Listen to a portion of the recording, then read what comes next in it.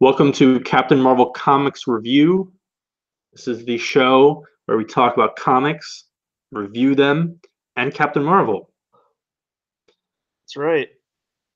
My name is Vincent. I was gonna say, what's your name? And I'm Mike. So I think we're gonna lead off talking about Captain Marvel. Yep. Captain Marvel, the fake Captain Marvel, Carol Danvers. And that's not me being snooty about a different Marvel Captain Marvel. That's me being snooty, just to be clear, about DC Captain Marvel, but actually Fawcett Captain Marvel. You saw it last night. I saw it at 7 o'clock tonight, so I'm kind of fresh from the theater. I think it was funny. I saw you posted about. I think you texted me that you got a Shazam trailer before Captain Marvel, so that's just funny. Yeah. Overall, it's a pretty good movie. Yeah. I think this is this like the 23rd one? I have no idea anymore. There's over, I think it's over 20 MCU films at this point. And in my opinion, this is definitely not top. It's definitely not top 3. I don't know that it's top 5. It's not top 3 and it's not top 5 for me, but I always use my metric of Ant-Man's in the middle, and everything above Ant-Man are like the good to great. Everything below Ant-Man's the mid to bad. So this was above Ant-Man. It might be in my top 15, might be in my top 10, but I thoroughly enjoyed it. Yeah, it follows pretty much the formula. The score isn't too great, doesn't stand out or anything. Well, there's no standout parts of it. There is, though. I will say in the dogfight, there's a lot of Star Wars going on with that. Yeah. What did you think about the action? Wasn't shot well. There was a lot of I don't know what the heck's going on kind of thing. I thought the dogfight was good, but the actual like fighting I thought wasn't spectacular. Yeah, some of the stuff, I think one of the very early scenes, there's like a hand-to-hand combat scene, and I thought the editing and the shot angles were really jagged. Are you talking about when she's sparring with Jude Law? Yeah, I think so. Yeah, I thought that was shot bad. But then it evened out. But overall, like I didn't think the action was great. There's no real great impact to it, like in a Winter Soldier kind of way. And some of that made it's not that type of movie, so it works. When she was flying through ships at the end of the movie, I got what I paid for. Yeah, that part was cool. The 90s setting, it works, but it's not like a top to bottom integration. I have a strong feeling that some nitpicky YouTuber 6 months from now when it comes out on Blu-ray is gonna like break down all of the cars and the backgrounds of scenes and figure out how inaccurate this is. But I found it funny that we just, for the music, they just went with greatest hits instead of like picking something that's intrinsically to like, I guess, to fit the mood. Like, just for example, I think there was like 2 or 3 TLC songs just because TLC was popular in the 90s. It would have been actually cooler if we got like a song from Heart, since like we see Carol wearing a Heart shirt. On that note, for much of the movie, she wears the Nine Inch Nails shirt, and I don't know that there was any Nine Inch Nails in the movie. Yeah. But we did get a Street Fighter arcade cabinet, which gets destroyed. So I would say let's not spoil much, but I'll say this. Guess what? It's a review show. Spoilers are going to happen, so we'll put it in the time bar when we're done. Yeah. Okay. The movie takes a few twists, and I think they were handled well, especially. They were handled well, but you could see him coming a mile away. Yeah, they were pretty obvious, but they still executed them well. They weren't ruined by the fact that they're obvious. Yeah. And some of the twists are twists on the characters' origins and powers and stuff like that, but they end up being like reverse twists almost. Yeah. And so some of the stuff, like I was going into this movie prepared to be annoyed by certain things, and especially based on some of the things that Marvel has done with the character in the comics recently. Because you always figure right before a movie, Marvel's going to do something in the comics to match the movie. It's going to annoy everyone. Yeah. And I thought they did that, but it turns out they just did their own thing in the comics, and I don't understand it at all. And Yeah. Well, that's the other thing. Carol's origin keeps getting changed and messed with, so um, Brie Larson, very charming. I thought she was good. I thought she was pretty good. Yeah, she gives Carol a nice sense of humor. Um, Jude Law was just fine. It's basically B tier Marvel, like D tier Marvel villain. Yeah. I I mean, I don't think any actor here was bad. Yeah, no one was bad.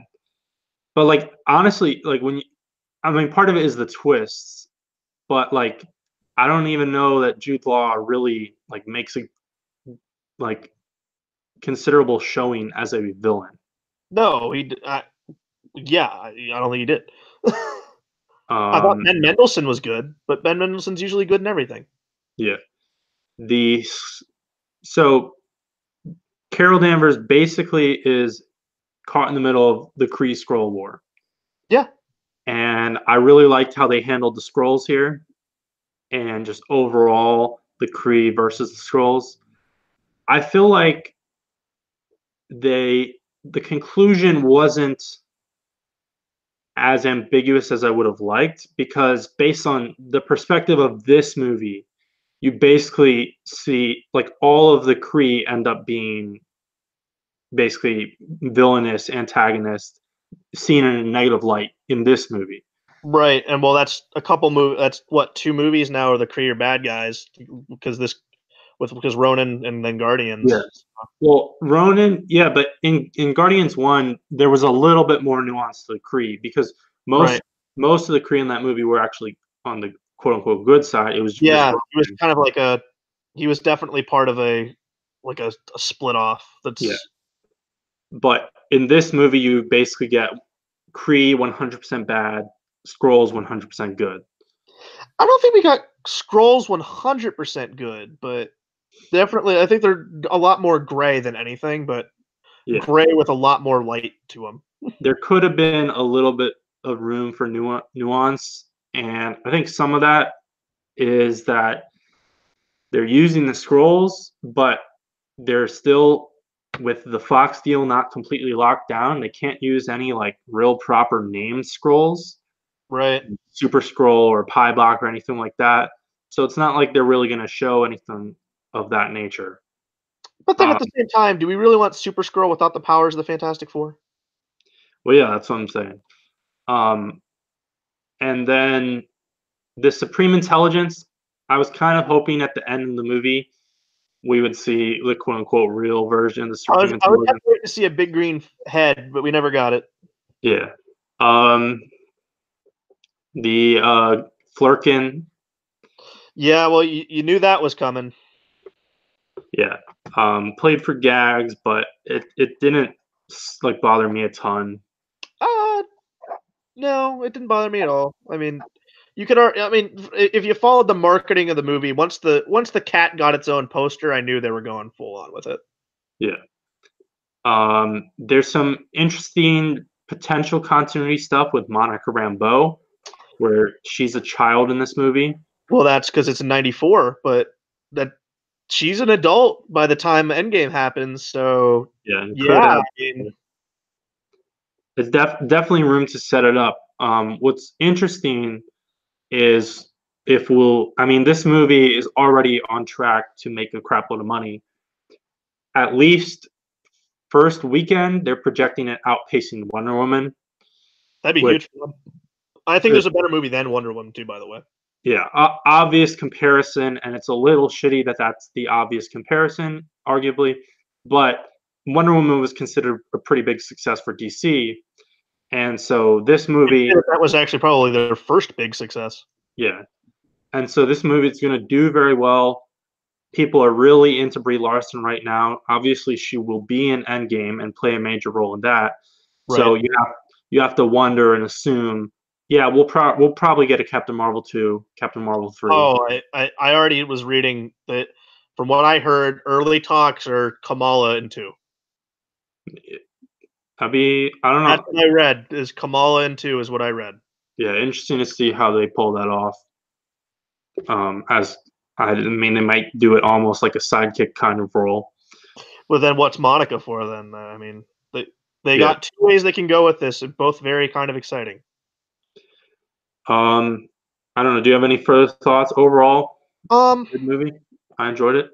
I particularly with the Marvel twist, I thought it worked. I didn't like it at first, but I got thinking, you know what? I'm kind of happy. Just don't touch him with how big his death was and everything. Maybe to go your own way with it. And honestly, I thought it worked out fine.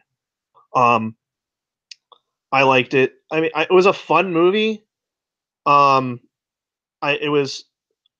It felt longer than 2 hours. I think a little bit of pacing issues. It took a little bit while to get going, but it was definitely a movie you could see where the whole casting crew definitely had fun making it.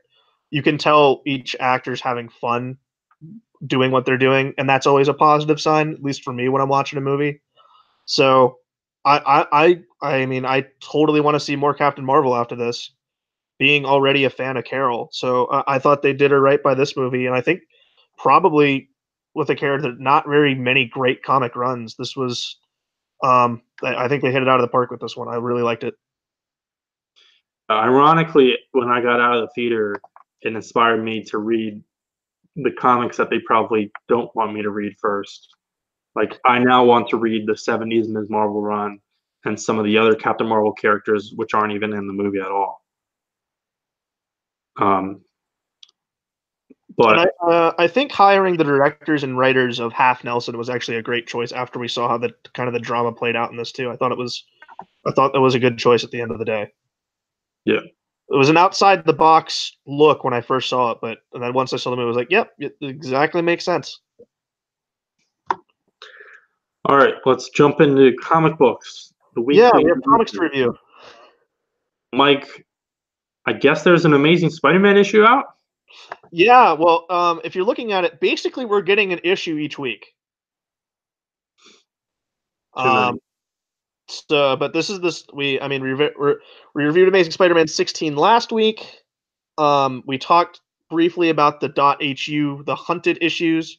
This is the first of those. This is Amazing Spider-Man 16.hu, and this all focuses on Black Cat. Um, this is Nick Spencer and Ivan Coelho. I'm totally saying that wrong, and I apologize. But this whole issue is backstory on Felicia, kind of checking back in with her after the arc, the Thieves Guild arc. And this takes us all the way up to the point in the last issue where Peter gets the spider tracer that she sent. She's hired by Hammerhead to steal the owl because apparently they have business together and he's like essential to it. And she gets to where the owl's was kidnapped to, and she also finds the lizard's son. Um, but then she gets taken down by Black Ant and Taskmaster, and that's when she sends the spider tracer. But also before that, as Felicia's on the way there, we get a lot of backstory. Again, hitting up on how she knew Peter and then she didn't know who he was, and everything kind of felt out of place. But I think we got a sense here that she still loves Spider-Man, and this is kind of more so Nick Spencer kind of putting out his why he likes Black Cat so much because he said that Black Cat Spider-Man was his favorite Spidey relationship.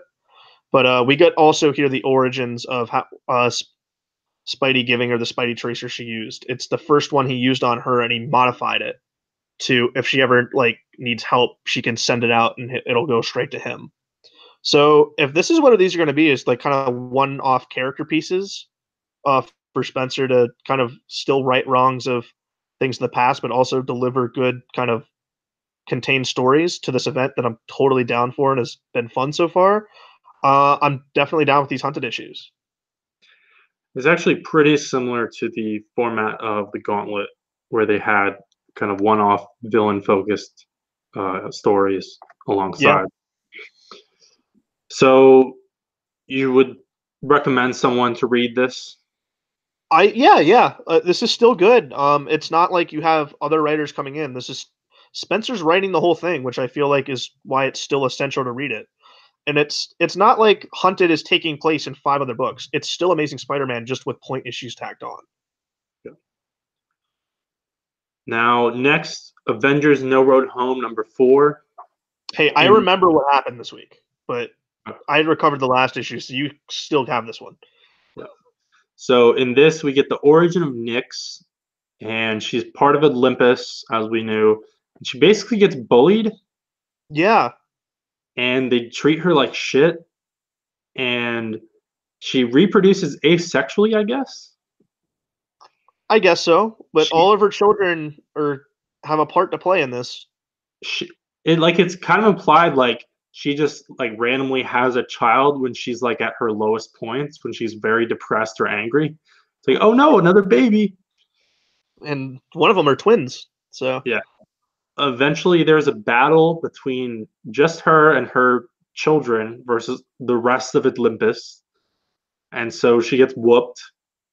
Zeus takes away like her godly aspect. She's no longer associated with night, and he takes like whatever like the source of her powers, smashes it up and spreads it apart yeah. and And imprisons Scarlet her. Witch is back in the fight too. Yeah. And basically like I felt like once you get past the origin stuff, nothing really happens in this issue, but I also wasn't too bothered by that. No, I was happy to get a backstory here. Um, and the ending cliffhanger was great. That was some classic superhero stuff. Yeah. Um, the I think his name's Hypnos, her son, who's Yeah, her son that looks like Prodigy. yeah controls people who are sleeping and dreaming.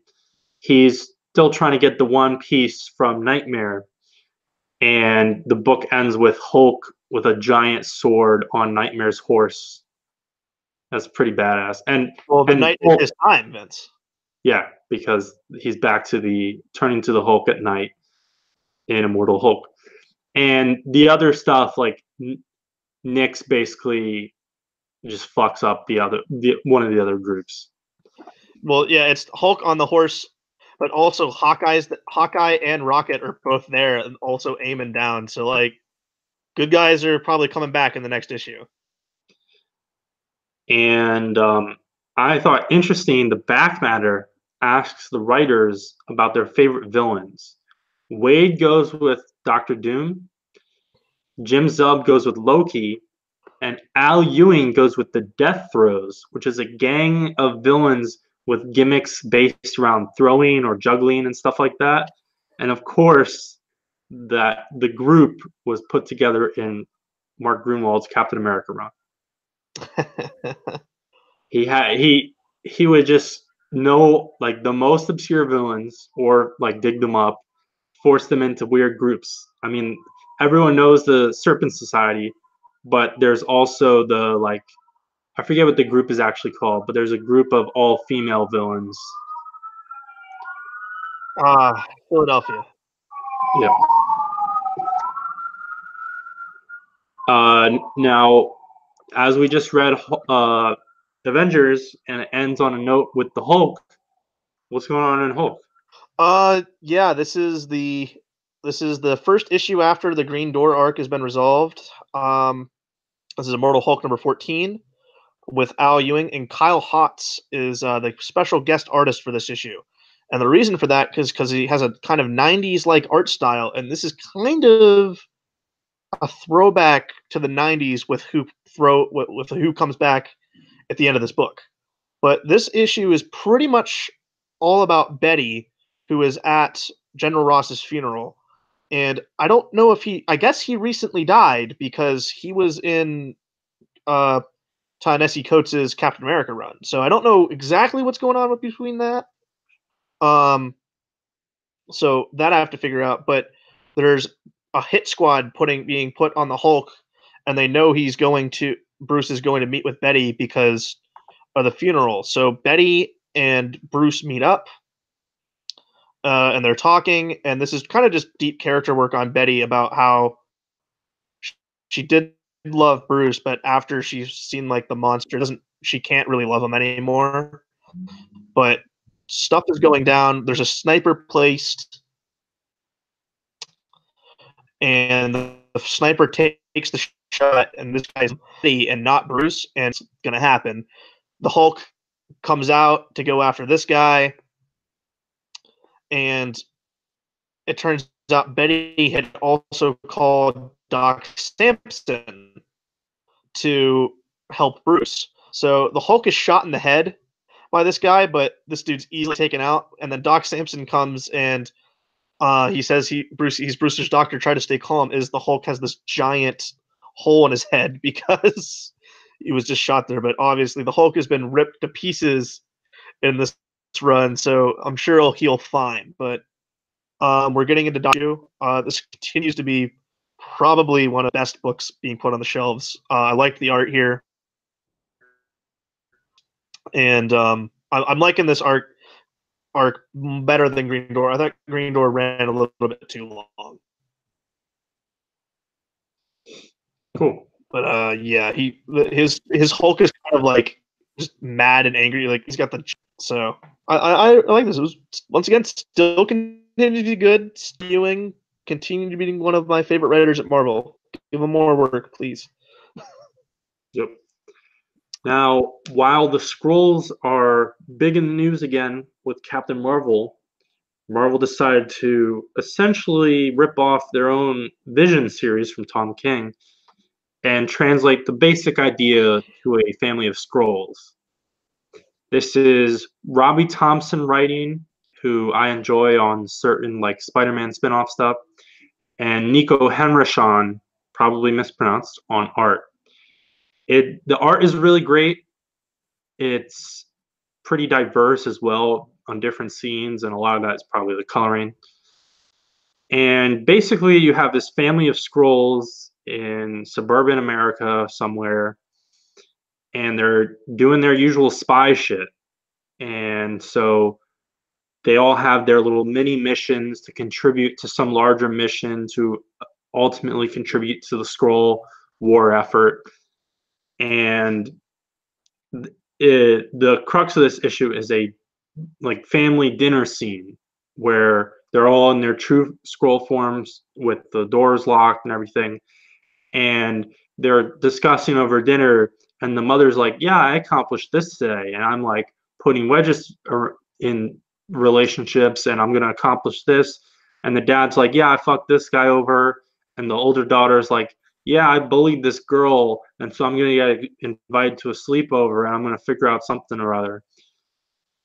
And the main character is this younger girl named Alice, and she's the opposite, where she gets bullied and is like kind of detached and a loner, and I think she has like a more advanced shape-shifting abilities because she's able to turn into a butterfly during this issue to escape being bullied. And that's a big deal. You're not supposed to show like any advanced powers around people. And she's basically a shitty Skrull, and her family bullies her. Her family are all assholes to each other in front of each other and behind their backs. And there's also a third daughter, but something happened to her. She died or something. And they have like Skrull neighbor friends, and that entire family died. Okay. Nothing really. Oh, also, there's a guy with weird goggles running around hunting Skrulls. Is it Jack Knight? No, but he has like a similar. He has like a hat and goggles.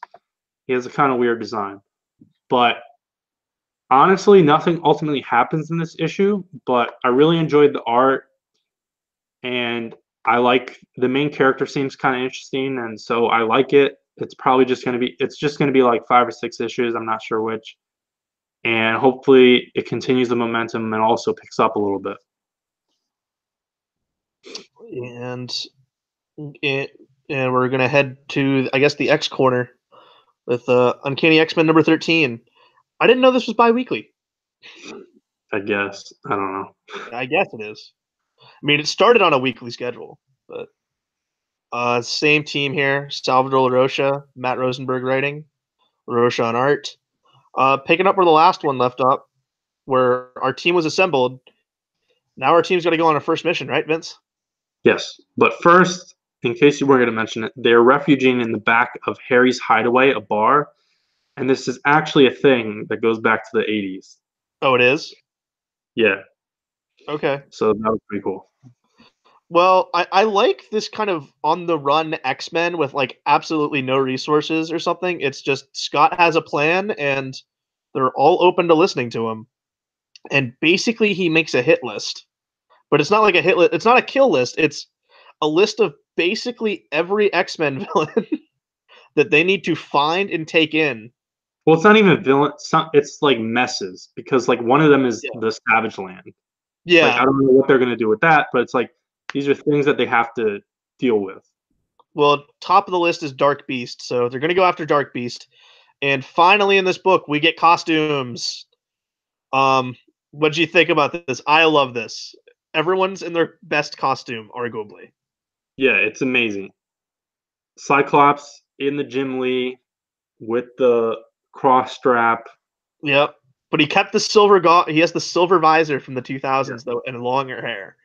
Uh, The the four New Mutants girls are in their OG costumes. Wolverine's in his brown and tan, which was his best ever costume, and then Havoc's in his kind of mid 2000s when he was the leader of the X-Men costume that Salvador LaRocha designed. So Yeah, I guess you have to say on that one.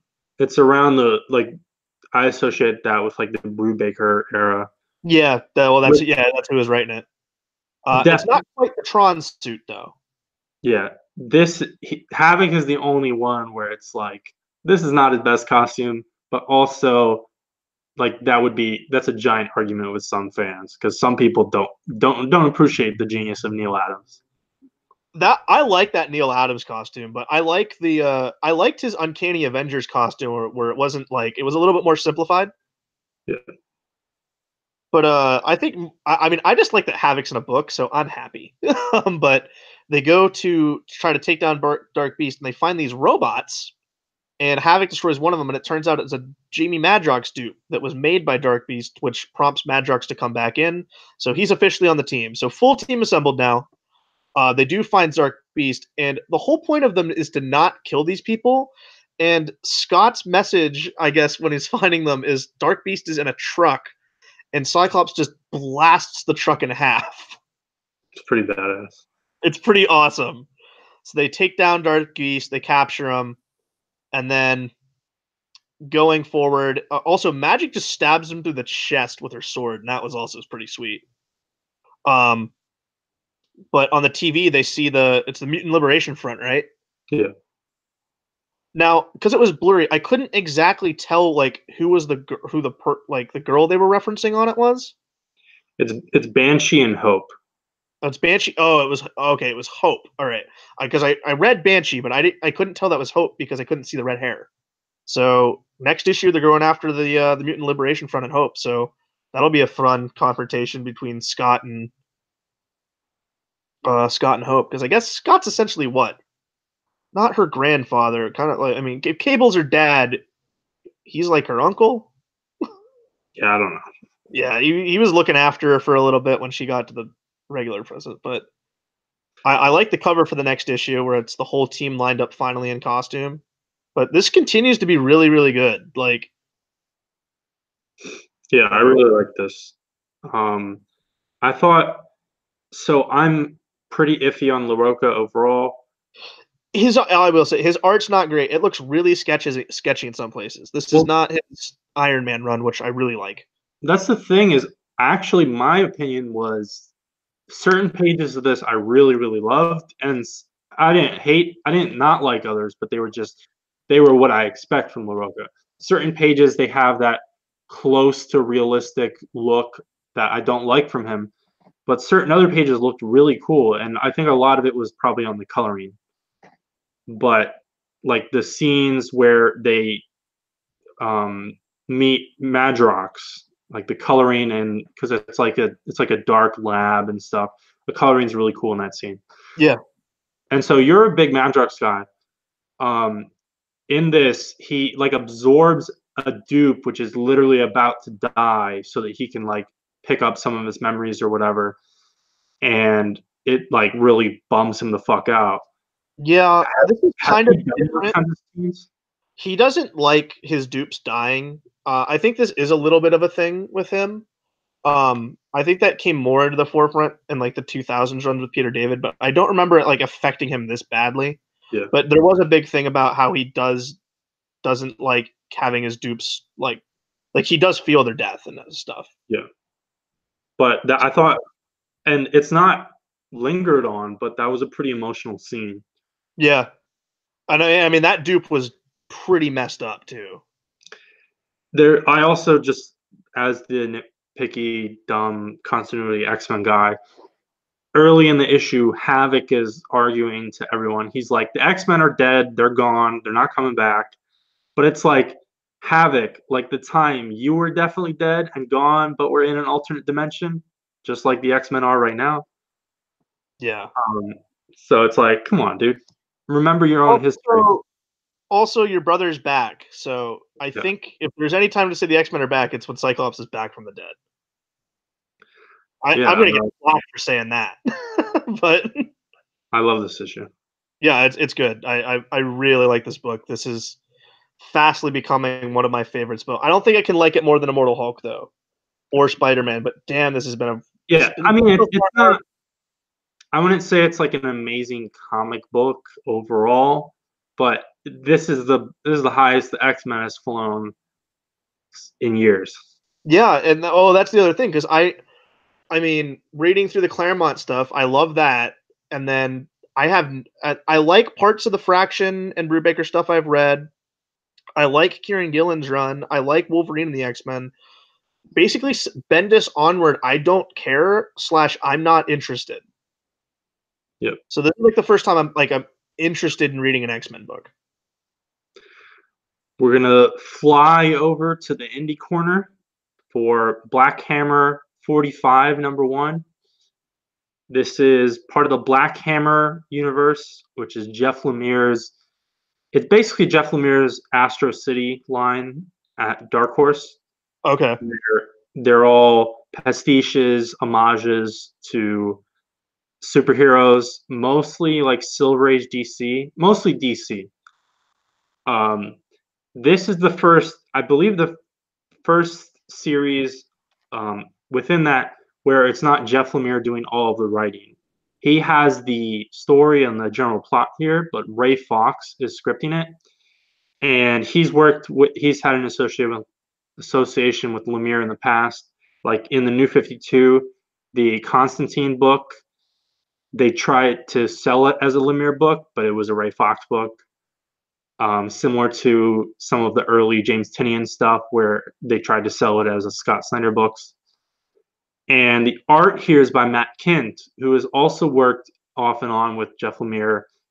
For a while, Lemire and Kindt were the kind of the flagship guys at Valiant on various books, which is interesting because they're both pretty indie guys, even though Lemire obviously has lots of mainstream work. But the art here in this issue is really fucking cool. It's like I don't know if I would. It's not really watercolor. It's not really like a I mean, color. I like Matt Kidd's art, so Yeah, and so this is about the Black Hammer Squadron. They're daring pilot soldiers in World War II, and this is within this universe where there are also superheroes, and it's a diverse squad. It's it's the Blackhawks from DC okay. slash quality, basically. But the Blackhawks, the concept was it was this diverse group from different nations, but they're all still white dudes except for Chop Chop, the racist caricature Chinese one. In this book, many of the kind of default is they're African American, which is pretty interesting. And so it's also sort of like kind of a twist on like the Tuskegee Airmen or like whatever that dumb George Lucas movie is. And but they do have I They're do want chopped. to say there was a movie in the '90s about the Tuskegee Airmen that's better. So you could have used that one. Yeah, but I like trashing red tails. Um, Well, as George Lucas says, it's the first all black cast in a movie ever. yeah, they have their chop chop, but he's not racist, and they go around doing missions during the war. And it's in this fantastical superhero world, so there's like Nazi werewolves and other shit, but most of that is just alluded to.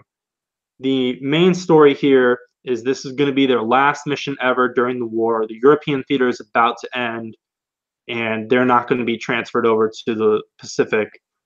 They are supposed to extract a family from a German concentration camp, and the father figure, maybe the mother figure as well, maybe the family as a whole, has some kind of science knowledge, and the U.S. wants them. They don't want the Russians to have them, and they don't want the Germans to kill them.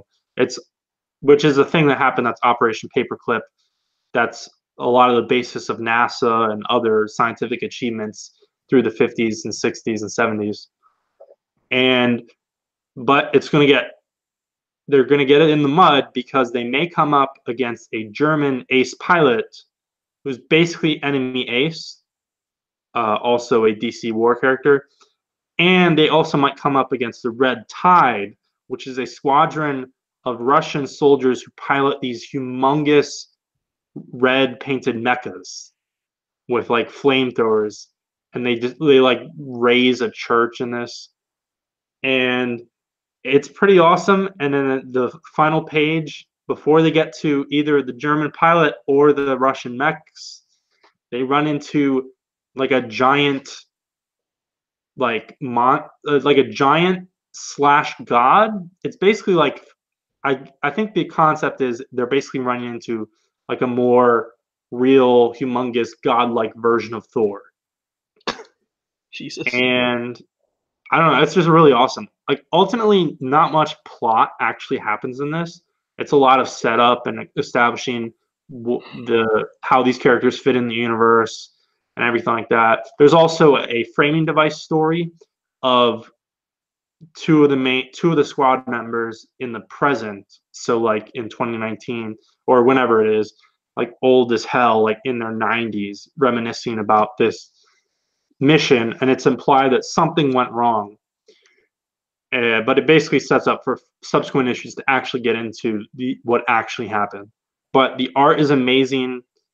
I just love the references and everything, but it's also not like smashing you over the head like, look, it's the Blackhawks. I really love that. Has he done his version of the Legion yet? Yeah, I think I forget what it's called, but he's done a Legion thing. He's Okay. done. He did the Starman book. His main series is kind of like a more. I'm not sure, but I am really intrigued by Black Hammer universe, and I want to get a lot more into it. Um, Now moving over to DC, Mike, what's going on in Batman? Is Tom King, is he destroying his run? Oh my Is he god, already started? Tom King's destroying comics, Vince. It's we got to stop this man. No, it's um Batman 66 is kind of another we're finally back to the Nightmares arc. Though I have a question for you. Let's see if you know me. Vince, who do I like in DC? I like Batman obviously, but what's another character that Dennis O'Neil had a very prolific run on? The question. Guess who shows up in this issue? The question. Guess who it's all about? The question. Yep, so I love it. Isn't um, he's showing because up in he was interviewing and basically interrogating Selena Kyle. he's shown up in some Superman stuff recently as well, right? Showed up in Action Comics, and then he's also shown up in Doomsday Clock. Yeah. So we got a little question renaissance. Very But I nice. mean, after this issue, Tom King, Mitch Garrett's 12-issue question series, when? I would be down. I'd be down. Just saying. He said he would be down to do it on Twitter. But getting back to the Nightmares arc, Batman doesn't actually show up in this issue. I mean, he shows up in like flashbacks. But this is all a conversation between Selina and the Question, as the Question's trying to figure out what's going on with Batman. Why'd you leave him? Like, what's going on here? Because Batman's weak, and if he's so strong, and if you live, and if she could leave him because he's so strong, why is Batman weak right now? We get flat. Oh, by the way, it's Jorge Feronis on art. Um, great artist. Once again, I butcher names. Yeah, Fornez, I believe. As all right. He's really good. I really love his stuff. Yeah, it's very David Mazzucchelli style. Looks a lot like Batman Year One, but this totally works for the story. We get another flashback once again to Selina saying we met on the street, which basically full hand flashback to Batman Year One. And the question is just trying to figure stuff out about why, and then we get into delving into what Tom King has done a lot with Batman, like delving into what makes Batman better than kind of all the other heroes because he's still human and stuff like that. It's stuff we've seen, but getting back to the if Batman can keep getting up and keep fighting, and if you need to leave him so he can be at his best, why is he not at his best right now, and why isn't he getting better? And Selina was like, "Well, I said all that in my note." And the question was like, "No, I read the note. It's not all clicking. What's going on?" Also, notably in this issue, we get a flashback to Batman Annual #2. Do you remember when they're like the giant rooftop scene and Batman screaming "Why" Not really. was the like, rain's coming down? Yeah, sort of. So we get that exact scene again, but it's Selina saying "Why," and it's more of like it's not like a yell, it's just kind of like a standard dialogue bubble. So it's kind of playing. This is definitely playing with my head on what's in continuity, what's not, because clearly Batman Annual 2 wasn't in continuity. Um, but and with Nightmares, who knows what's still in play?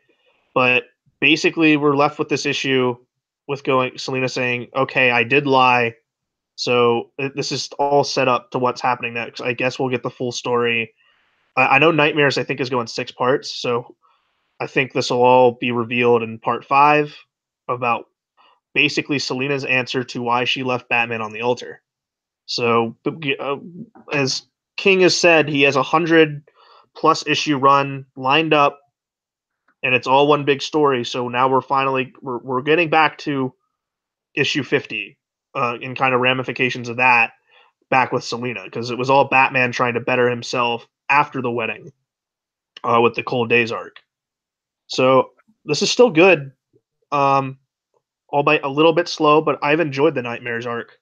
But hey, Tom King's still destroying everything that we hold dear to Batman, when in reality he's just really pulling from stuff from the 1970s and making it more complex. So I still enjoy his run. It's still one of the best books DC's putting out. So yeah. All right, I'm gonna take us on a weird detour again and talk about Curse of Brimstone #12. That's only because we're going in alphabetical order. Yeah. I decided for some reason to jump in and read the final issue of this series, having not read anything else. And the writing here is by Justin Jordan, art by Dennis Cowan, which is pretty cool. Hey, there's a question connection there. Yeah, I have no idea what the fuck is going on in this book. I kind of understand Brimstone's powers, maybe. He's like a fire elemental.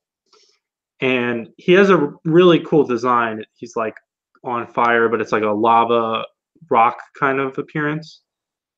And he has a sister, maybe twins. They're both redheads, which is a cool thing. And I don't know what he's been up to, but he's being policed by elemental entities, and they keep using the term the home office. It's very strange. But this guy that he's fighting in this book, I think it's basically a dark multiverse firestorm, because he keeps talking about professors, and he kind of has fire powers, but it's more manipulating matter, which is what Firestorm does. And in this fight, we get a double page mushroom cloud at one point. And the finale, because his powers, I guess, he's on fire and can burn shit. It's a little debilitating. And so he's cured of the curse of brimstone. But actually, the final page, now his sister has it. I don't know how that works because this is the final issue.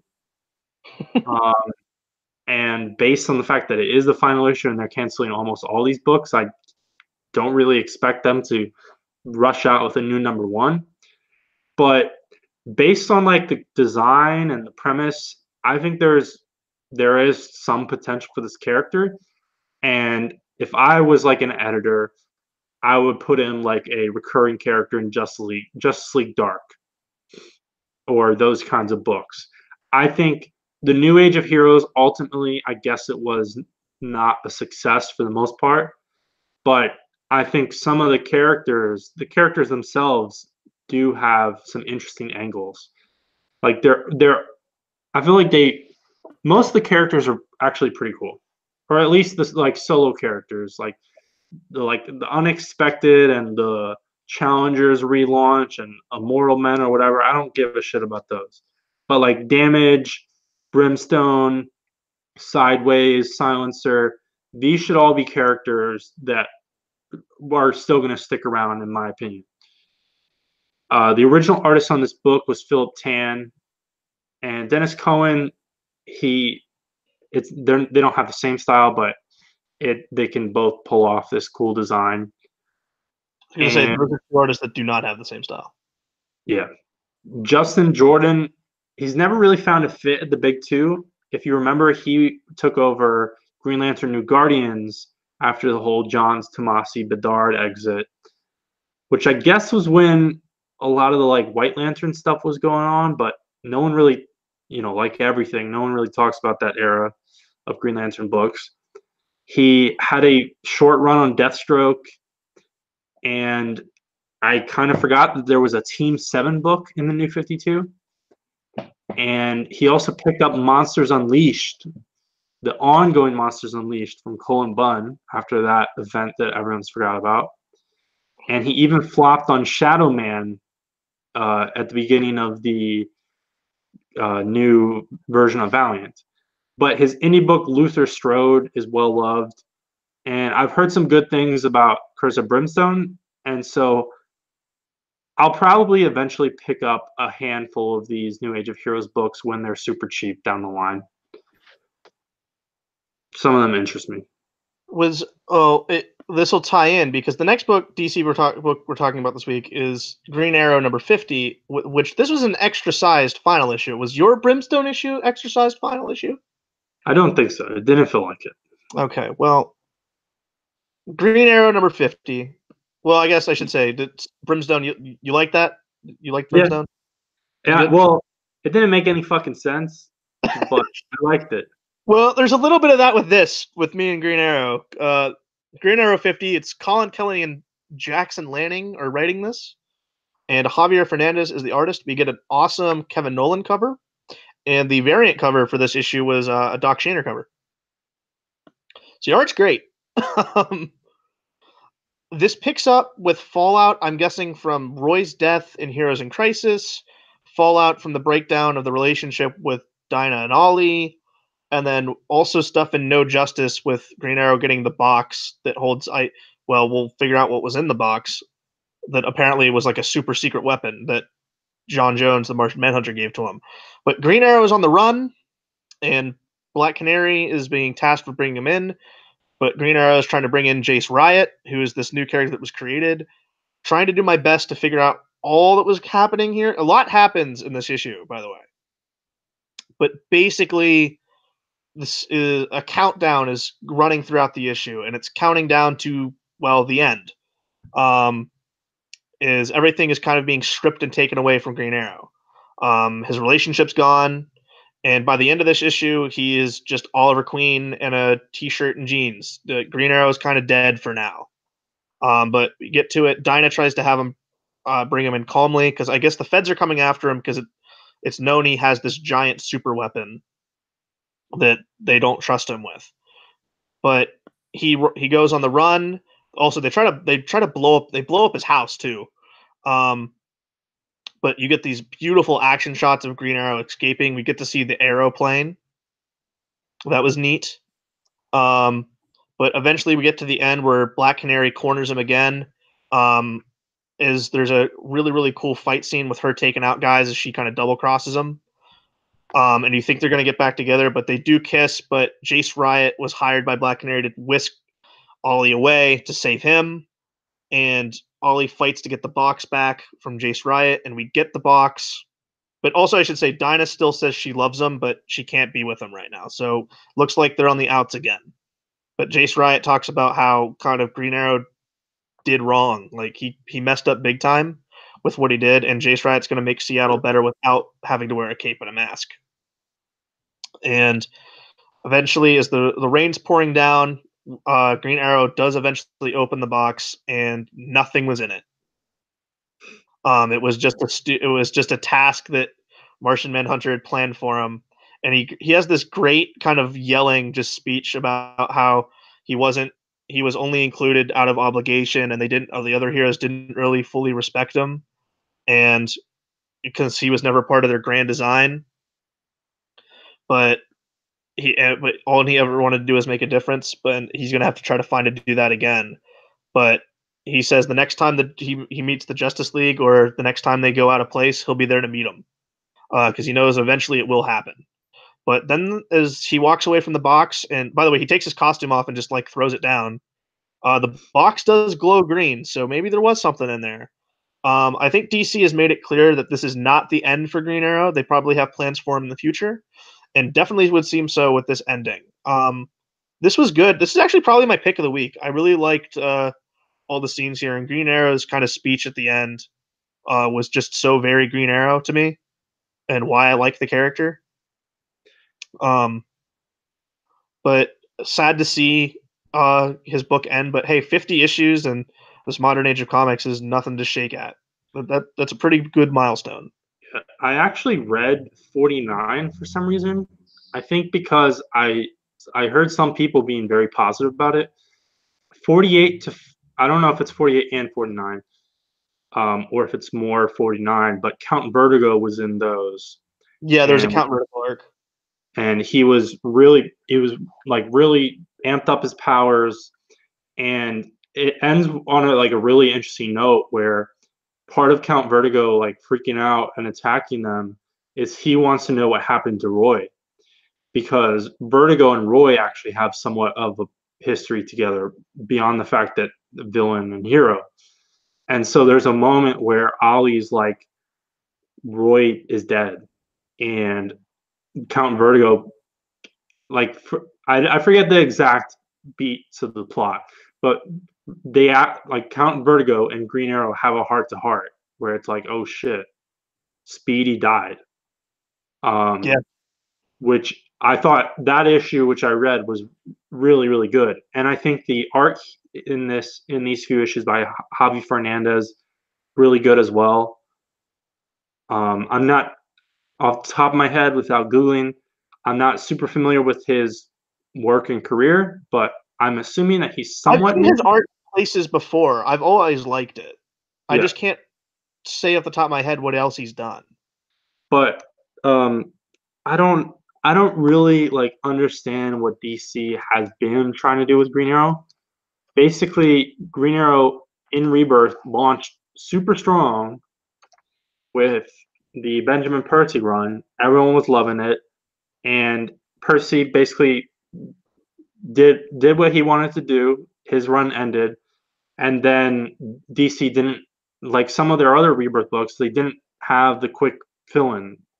They didn't know who to go to bat next, and so it kind of like wallowed for a little bit. Um, and then the Bensons, I believe, picked it up, and they got like kicked off after like just a few issues. DC's like, we don't like what you're doing, and they had a long ass run planned. And then Yeah. Lansing and Kelly here hop on at 48, and they have a long ass run planned. And then before 48 even comes out, DC's like, oh, you have a 3-issue run, Yeah, and both of those runs, which were aborted too early, most people were very positive on them. yeah, And so it's very strange. And obviously, everyone's like, what's happened to Green Arrow? I mean, granted, I think they've officially announced that this upcoming one is the final season of Arrow. yeah. So Season 8 will be the final season. so somewhat shortly, Green Arrow is not going to have a TV show that like mandates a book on the stands all the time. But um, he is a pretty core character, and he's Well, gonna have a book. he's the first Justice League member to join past the original 7. Yeah. Um, and so people are freaking out, like, why the hell are you canceling Green Arrow? It's still doing well. And I saw some quote from Dan DiDio where he said he said Oliver Queen is one of my favorite characters. And I'm like, No, with the way this issue ended, there's clearly plans for Arrow. Like, he will be back. I'm just slightly worried because Well, I'm slightly worried because Heroes in Crisis is going on right now. yeah, and just I don't know. I mean, Dan DiDio is saying Green Arrow is one of my favorite characters, but New 52 Green Arrow was a very rough start. Hey, Um, I own that first issue, and it is bad. yeah. So Kelly and Lansing, they haven't, I think this was supposed to be here's our big run. Yeah, That got derailed. Before this, they picked up the final few issues of Grayson when Tom King and Tim Seeley left that book to oh, get really? to get ready for Rebirth stuff. They just wrote like the last like 3 to 4 issues, and they also contributed to Batman and Robin Eternal, alongside like a dozen fucking people. Um, but Coming soon, by the way. but I hope they land on their feet somewhere. Yeah, this was a good issue. Yeah, it's always bittersweet when you know that a creator had a shitload of stuff planned and people were receiving it well.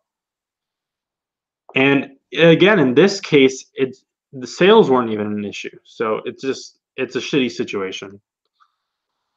But I'm sure we'll see it. We'll probably see an announcement within the honestly, like next month and a half, probably.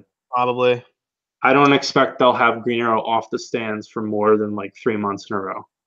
But I mean, if you're a Green Arrow fan, early 2019, not great.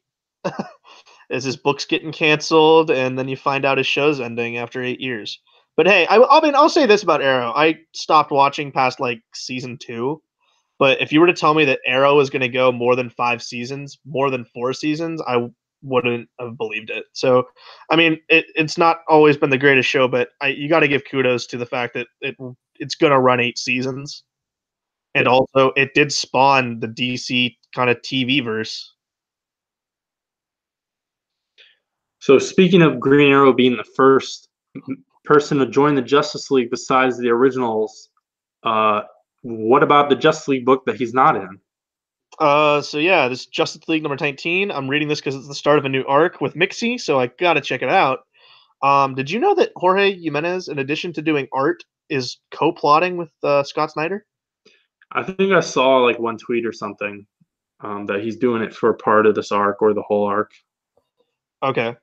I do have to say that the cover of Superman fighting a Metropolis that's been turned to the fifth dimension is really, really fun, as he's fighting the Daily Planet. The Rob Liefeld variant cover is God given. hot trash. It's garbage. I'm gonna frame it. I know.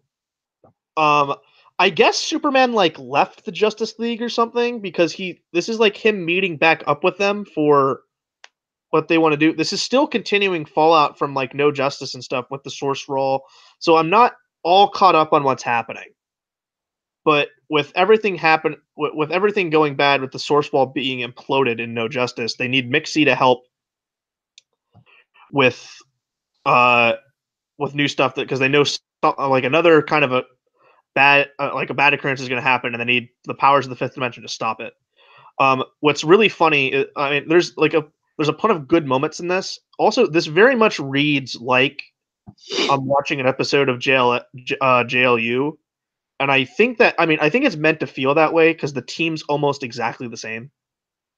But I think is reading a Justice League book. I like it. It definitely felt fun. There's a moment where the Daily Planet gets turned into a giant monster, and it takes a bite out of a Wayne Enterprises building. So and Batman's just like, your building just ate my building, Superman. So that I thought that was pretty funny. But the Justice League try to use their powers to stop it, and the imp is just like, hey, it's the fifth dimension. You can't really do anything to stop this. So they do eventually beat Mixie as they realize that, hey, none of this is real, and Perpetua has been captured by the Legion of Doom, and they got their plans going on. But basically, capturing Mixie lays out on is like, hey, you guys blew up the source wall, and the fifth dimension's closing in, which is going to bring forth the sixth dimension. I don't really understand everything that's going on here.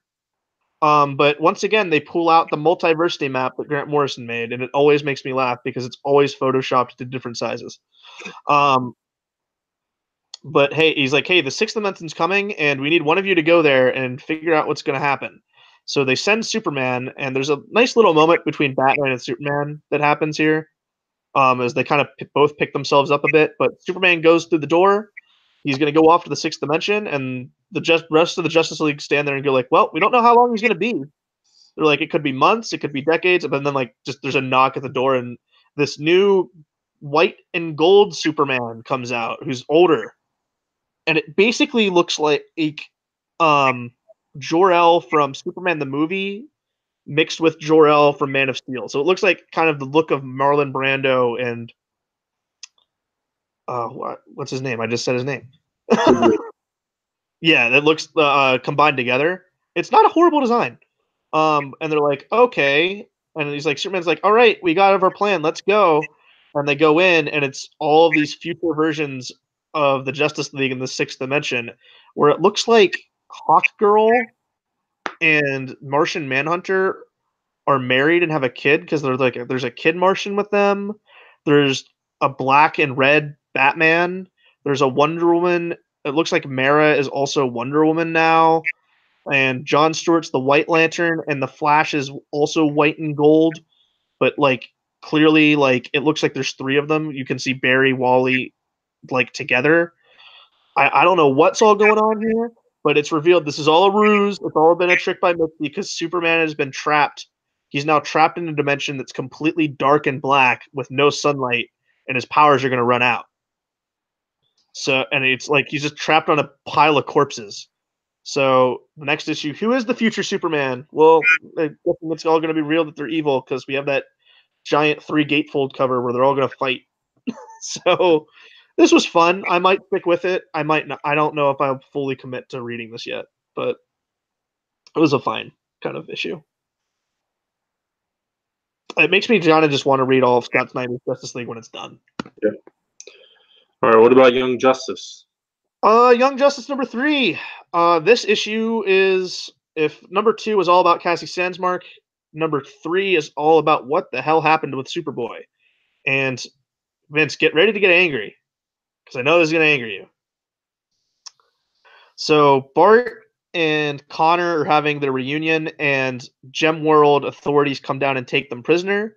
And it's there you find out that, hey, Connor Kent, the real Connor Kent, this is not the new 52 version, was kind of trapped in Gem World. He was out. He fought a giant monster that Star Labs took control of, and it was part of this super secret project. And eventually Connor was just like, he was just sitting in school, and he's just like, you know what? I want to find out more about this. I don't really need this. I'm ready to go off and do my own thing. So he flies in to the Star Labs facility and smashes it. And he's told to stop because he's ruining everything. And then he's transported to Gem World because that's where the monster was from. And he's been trapped in Gem World ever since. And we find out that he's been busy since he's been there because he now has a wife and kid. Oh, jeez. So how fast is Bendis going to age this one up? Tune in next time. And then the rest of the team is trapped also in Gem World, and it looks like they're going to get out the next time. So we'll see what happens. I mean, this book still continues to be good. I like to figure out what was going on with Connor. I'm relieved to know this isn't New 52 Connor, and it's actually full on the real Connor Kent. So, I did like how they incorporated his jacket back into everything. He kind of just grabbed it because he knew he was going on like a long trip, so that's why he has it again. Which but I'll say this too: the jacket over the black and red T-shirt looked really, really good. But obviously he's back to his more '90s look. But if they want to do the black T-shirt thing, just throw the jacket over it. It looked really, really good. Um, but yeah, this book continues to still be good. Art still continues to be great. So we're gonna figure out what happens, I guess, next issue. As this whole arc looks to basically key in on everyone that we haven't seen in a while. So I'm guessing we're gonna figure. I think the next issue is all about who Amethyst is and what she's been up to. Speaking about not seeing things in a while, we're gonna That was perfect. we're gonna close the show out with Doomsday Clock number 9. Well, you're gonna close it out because Yeah. I didn't read this because I'm not gonna read it until it's done. I missed 1 or 2 issues. I just skipped them. So I would say probably the last time I read this was 3 years ago. It And hasn't. Is it really been 3 years? no, No. I'm exaggerating. I mean, it'll be 2 years till it's all done. Yeah. So Dr. Manhattan, he's just ranting about bullshit. He has a Legion ring. There's references to the death of Feral Lad, classic Jim Shooter story. What Um, is happening in this book? then he's just ranting about bullshit. He's talking about like, Well, it's Dr. Manhattan. That's all he does. yeah, he's maybe fucked around with Feral Lad. We already knew that he fucked around with Alan Scott. And then there's this page where it just says crisis on it. It says crisis. Oh my god. And there's a bunch of group shots. And some of the groups make sense. And then some of them I was like, oh, that's weird. So the Hawkman and Hawkgirl are with Mr. Miracle and Barda. That's kind of cool, somewhat space oriented. Okay. The Lanterns are with like Cyborg and Donna Troy, whatever. There's like a kind of normal Justice League one. There's a Justice League Dark one. There's Doom Patrol. And then Supergirl and Steel are with the engineer from, well, they're with one of the Metal Men. So it's like they're the Men of Steel, whatever. But also the engineer from the Authority, which is Wildstorm. I don't know how that works. I don't understand the Wildstorm continuity at this point. Back in this book yet? Yeah, he's in this. So what happened last issue, having not read it, is Superman and Batman, I believe, were involved with something, and Firestorm was involved. And it was basically a false flag thing where Firestorm seems to blow the fuck up and destroy a lot of stuff and possibly even kill Superman. But it wasn't really Firestorm who did it. And so Firestorm is kind of, he's been abducted by the League and all these other heroes to go investigate whether there's something behind this. Superman is recovering he's locked up behind locked doors, recovering in the Hall of Justice, and Lois Lane comes to visit him. And Batman is recovering in Gotham with Alfred.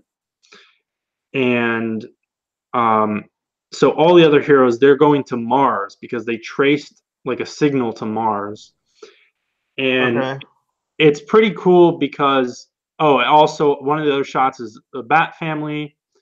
And then there's the quote unquote Shazam family with Stargirl there as well. And then you have Law, the living assault weapons, which that no one is actually going to call them that. It was just some shitty miniseries. But the Charlton heroes are all together in like one group. And so you have Question, Blue Beetle, Captain Atom, and Nightshade all together in this.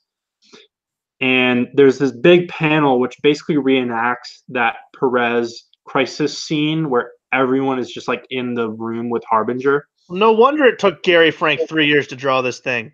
Yeah, but that's the thing. This panel takes up like a third of the page. Way less impressive. He didn't even do double page spread. Yeah, way less impressive than Perez. And so they just run across Dr. Manhattan, and they're like, "Who the fuck is this guy?" And the Who's jerk, this guy, and why is he not wearing pants? the jerk blonde Freddie Freeman, who I should call Captain Marvel Jr., but I don't even know what his code name is in this stupid continuity. because he can't be Captain Marvel Jr. Yeah, he's the one who points out Dr. Manhattan's dick. And I think Mary Marvel's like, Of shit. course. You knew someone had to do it. Now, I will have to screenshot a panel for you later because Jeff Johns writes a line for John Constantine, and it's fucking awful. It's really terrible. It's like the worst like English dialogue I've seen in a while. And Not so speaking Cockney. Lois Lane is with Superman, and then Lex Luthor shows up, and he's solved the mystery. And so all the heroes, they're already with Dr. Manhattan. But Lex Luthor is like, yeah, something is messing around with history and like the universe. And he mentions Wally West, which is interesting because Wally West is kind of possibly dead in like the present, and this is set in the future. Also, a major talking point of Doomsday Clock has been costumes because Batman and Superman were in slightly different costumes from the main continuity when this series started, but it's set in the future. So hypothetically, costumes should move towards this. Barbara Gordon, Batgirl, is wearing a totally normal like Batgirl costume and not the current design, which is interesting. Or it's just Gary Frank not caring. Or this entire series should have been out before that costume even debuted. And the big thing towards the end is Dr. Manhattan basically gets in Firestorm's head and reveals a giant retcon.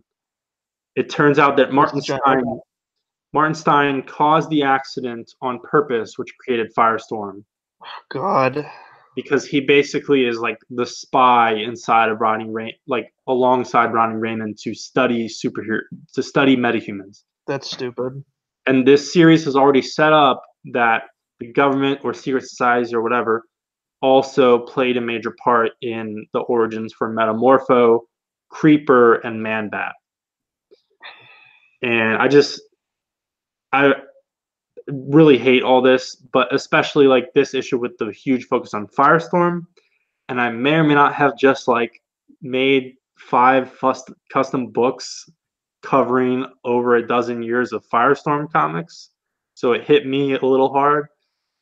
But it's like, Jeff Johns, you're not going to write a Firestorm comic, so please don't fuck up the character. And do you have him in by the way, since you mentioned Firestorm, do you have him in reach? You teased him on Instagram. Yeah. I mean, I'm just thinking of the spur of the moment. Yeah, there they are. These are the Firestorm books. Your custom. And at the end of this issue, maybe Dr. Manhattan kills everyone, or he just knocks them all out on the surface of Mars. And so it seems to imply to me that basically, also Wonder Woman has just been fucking off doing nothing this entire time. She's trying to like give a speech to the UN for whatever. And so it kind of leads me to assume that this story is going to end up being focused on the Trinity. Well, it has to. Yeah, is cliche to me and not very interesting. Superman is still kind of unconscious at the end of this, but Lex and Lois are talking and figuring stuff out. And Batman basically eventually figures out that everyone on Mars is fucked. And he tries to send a signal real quick, but obviously it takes a bit to get a signal from Earth to Mars, and then the signal fails. And so Batman's going to go do something as well.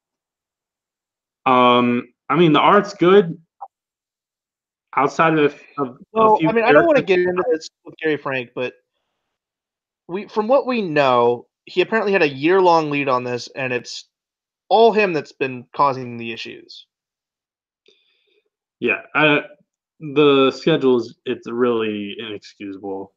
It When really it's is. supposed to be this central thing, and it's just, I Well, mean, just everyone moving has. everything else up.